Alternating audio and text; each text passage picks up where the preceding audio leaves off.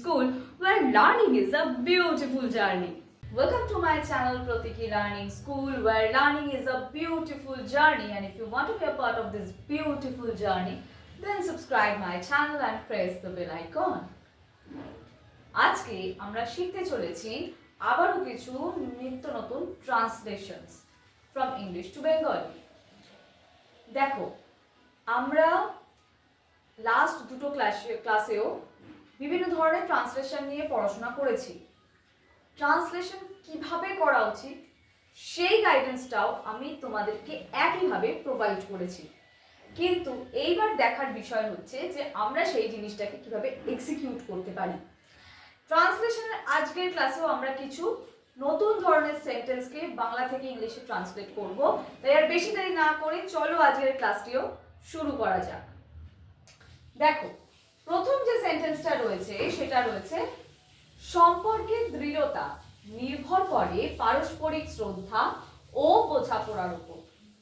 আচ্ছা, এবার এর ইংলিশটা কিভাবে আমরা বলবো? দেখো, যে সেন্টেন্সটা আমি নিয়েছি সেটা যথেষ্ট গভীর একটা সেন্টেন্স, ঠিক আছে?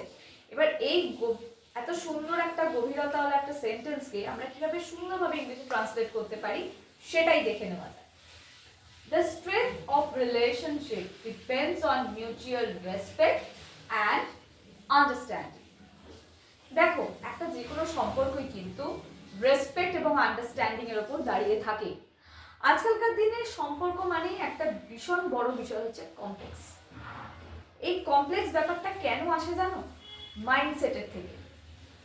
কেউ হয়তো, প্রত্যেকেরই মাইন্ডসেট আলাদা হয়, পার্সপেক্টিভ আলাদা হয়, মানছি, প্রত্যেকের ওপিনিয়ন্সও আলাদা হয়, কিন্তু একটা জিনিস জেনে রাখবে, কখনো ব্যাকডেটেড মাইন্ডসেট নিয়ে কখনো লিবারেল মাইন্ডসেটের সাথে চলা যায় না। আবার খুব কি বলবো, লিবারেল মাইন্ডসেট হয়তো আছে, কিন্তু আবার খুব উশৃঙ্খলতা নিয়েও লাইফে চলা যায় না। তাই ট্র্যাডিশন বলো, কালচার বলো, তার সঙ্গে আবার মডার্ন বলো, এই সব কিছুরই একটা মেলবন্ধন থাকতে হয়, তবেই গিয়ে কিন্তু একটা সম্পর্ক সুন্দরভাবে চলে, আন্ডারস্ট্যান্ডিং থাকে, রেসপেক্টও থাকে।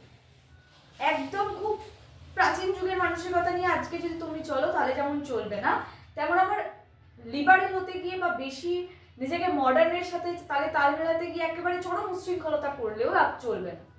দুটোর মেলবন্ধনে সুন্দরভাবেই নিজের মাইন্ডসেটকে তৈরি করতে হবে, তবেই গিয়ে কিন্তু একটা সম্পর্কও সুন্দরভাবে তুমি দাঁড় করাতে পারো। চলো আর বেশি দেরি না করে নেক্সট চলে যাওয়া যাক। সেকেন্ড সেন্টেন্সে কি রয়েছে?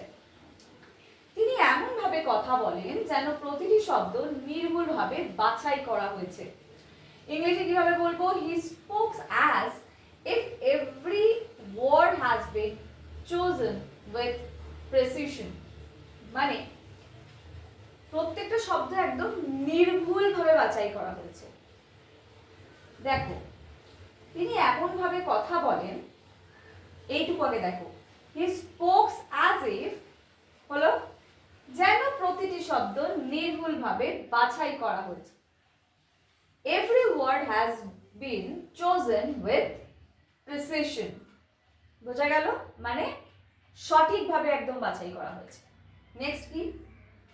নতুন ধারণার প্রতি তার গ্রহণযোগ্যতা তাকে অন্যদের থেকে আলাদা করে তোলে। His openness to new ideas sets him apart from others. অর্থাৎ সবার থেকে নিজেকে আলাদা করে তোলা, নিজেকে আরো হাইলাইট করা, যে হ্যাঁ, সবাই যদি একদিকে থাকে আমার ভাবনাটা আরেকদিকে। বোঝা গেল? চলো আরো কিছু সেন্টেন্সেস রয়েছে সেইগুলো দেখে নেওয়া যাক। এবার দেখে নেওয়া যাক বাকি সেন্টেন্সগুলো। প্রথমটা কি রয়েছে? যে সংকটকে অজেয় বলে মনে হয়েছিল তা ধীরে ধীরে সমাধানের পথে এগোচ্ছে। আমরা সেন্টেন্সটাকে দুভাগে ট্রান্সলেট করব। কিভাবে? প্রথম কি রয়েছে? যে সংকটকে অজেয় বলে মনে হয়েছিল, এতটা আগে আমরা ট্রান্সলেট করি। The crisis that once seemed insurmountable, তা ধীরে ধীরে সমাধানের পথে এগোচ্ছে, is gradually moving towards solution। দুটো পার্ট আছে, দেখো দুটো পার্টকে আমরা কি সুন্দরভাবে একত্রিত করলাম বা ট্রান্সলেট করলাম। The crisis that once seemed insurmountable is gradually moving towards solution.